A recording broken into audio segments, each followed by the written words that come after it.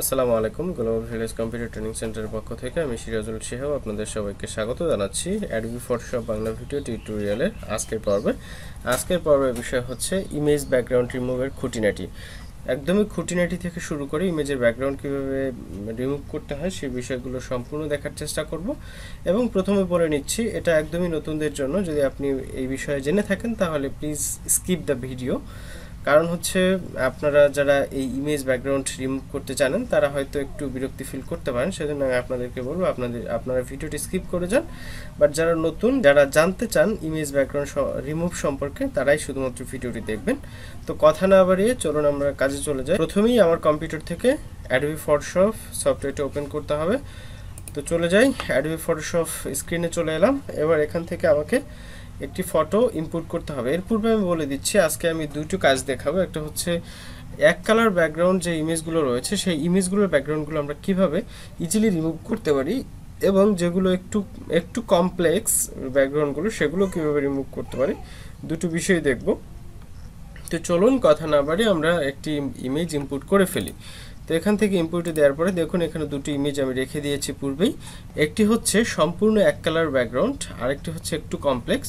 তো আমি প্রথমত যেটি এক কালার ব্যাকগ্রাউন্ড সেটা ওপেন করি। এখন ওপেন করার পরে দেখুন একদমই এক কালার একটি ব্যাকগ্রাউন্ড এখানে চলে এসেছে। এর জন্য আমাকে প্রথমত যে কাজটি করতে হবে সেটি হচ্ছে, আমরা এই কাজটি দুইভাবে করতে পারি। জাস্ট আমি আজকে একটা টুলসের মাধ্যমে দেখাবো। একদমই ইজি কাজটি, আপনারা একদমই বুঝতেই পারবেন না যাতে সহজে কাজটি করা যায়, যারা জানেন না তারা। এখান থেকে দেখুন আমরা ডান পাশে আমাদের যে টুলস প্যানেল রয়েছে, সেই টুলস প্যানেলে চলে গেলে দেখুন এখানে একটি অপশন আছে, এখানে একটি টুলস আছে। টুলসটির নাম হচ্ছে ম্যাজিক ওয়ান টুল।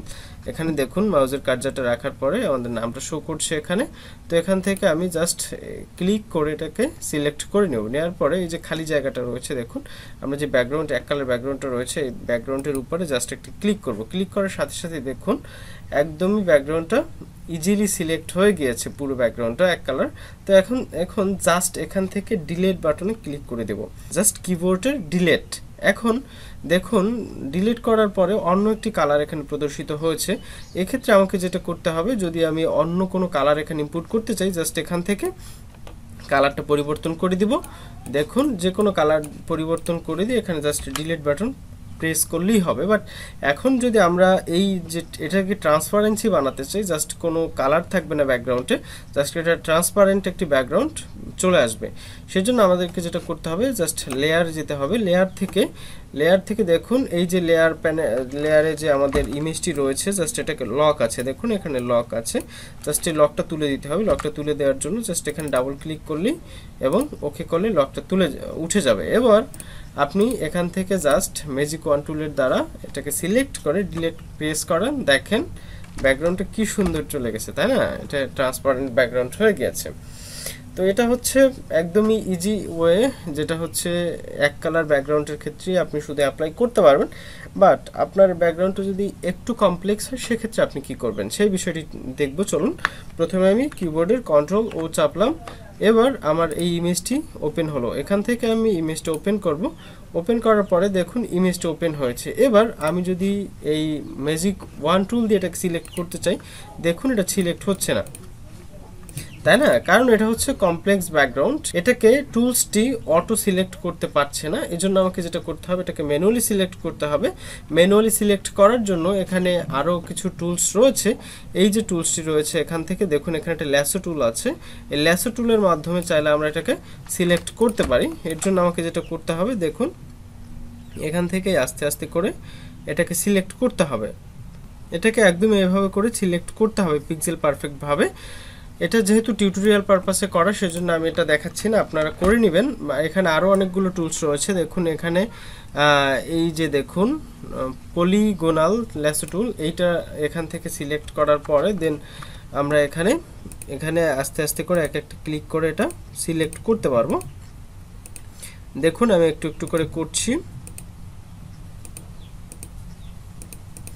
জাস্ট এতটুকু করলাম। দেন এখানে জাস্ট এটা যেখান থেকে শুরু করেছি সেখানে এসে মিশিয়ে দিলেই এটা হয়ে যাবে। এবার আমরা শুধুমাত্র কিবোর্ড থেকে ডিলিট বাটনটা প্রেস করব। দেখুন প্রেস করার সাথে সাথে আমাদের ব্যাকগ্রাউন্ডটা রিমুভ হয়ে গিয়েছে। এবং এর থেকে আরও ভালো একটি টুলস রয়েছে আমাদের এই ব্যাকগ্রাউন্ড রিমুভের কাজটা করার জন্য। এখান থেকে আমরা ব্যাকে চলে যাব। ব্যাকে চলে যাওয়ার জন্য যেটা করতে হবে কন্ট্রোল জেড চাপার পরে এটা চলে গেছে। এবার আমরা পেন টুলটা সিলেক্ট করার চেষ্টা করব। এখান থেকে দেখুন এখানে পেন টুল নামে একটি টুলস রয়েছে আমাদের টুলস প্যানেলে। এই টুলসটা এখান থেকে সিলেক্ট করে নিলাম। এই যে এখান থেকে পেন টুলটি সিলেক্ট হয়ে গিয়েছে। এবার জাস্ট আমরা এটাকে সিলেক্ট করার কাজটি করব। দেখুন এখান থেকে আমরা জাস্ট এটা সিলেক্ট করছি। এটাকে একটু জুম করার চেষ্টা করব। একটু জুম করার জন্য আপনি জাস্ট যেটা করবেন সেটা হচ্ছে কন্ট্রোল এবং আপনার স্পেস যেই বাটনটি রয়েছে সেটা চেপে ধরে দেন আপনি মাউসটা লেফট বাটনটা প্রেস করলেই হবে। এবার এখান থেকে দেখুন আমরা এটাকে সিলেক্ট করছি এবং এটাকে কার্ভ করা যাচ্ছে। এটা পেন টুলের সবথেকে বড় সুবিধা হচ্ছে কার্ভ করা যাচ্ছে। দেখুন এই যে বাঁকা জায়গাটা এটাকে আমরা এখান থেকে মাউসের ইয়াটা ক্লিক করে ধরে জাস্ট টানলেই এটা কার্ভ হয়ে যাবে। দেখুন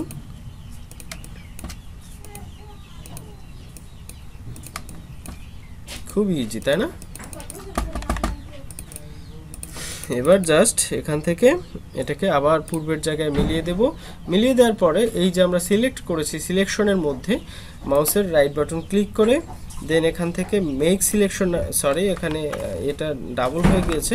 এখান থেকে জাস্ট এই মেক সিলেকশন নামে যে অপশনটি রয়েছে দেখুন এখানে মেক সিলেকশন, এই মেক সিলেকশনে ওকে করলেই হবে। মেক সিলেকশন, সরি এটা শেপ নেম চলে এসেছে।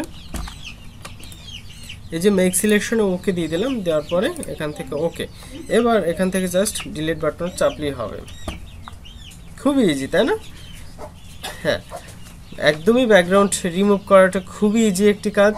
আশা করছি আপনারা করতে পারবেন।